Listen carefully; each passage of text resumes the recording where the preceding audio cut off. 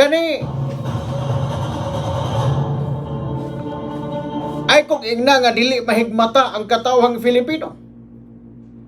Ay kung ingna nga kita nga nakasabot o nakakita sa tinuod nga nahitabo nga gibinuangan lang ta, giluiban lang ta ni ini mga public officials nga atong gipili, ha?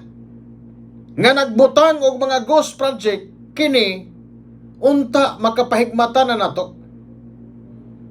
Nga panahon sa eleksyon, pili unta ang mga opisyal nga adunay kasing-kasing para sa mga kabos, kasing-kasing para sa mga tao, kasing-kasing nga moserbisyo. Dili tong mga politiko kandidato nga adunay kasing-kasing sa ilang personal interest. Kay mahitabo gayod nga madihado ang atong panginahanglanon, madihado ang welfare sa katawhang Filipino sama ni ining nahitabo karon, ha? Nga gihatagan ta og 494 ka mga ghost project gikan sa 79 bilyon ka pesos nga pondo sa gobyerno, buwis sa katawan, singot sa katawan, dugo sa katawan, apan nahimong ghost mga higala kay kini mga dagkong buaya sa gobyerno walay katagbawan.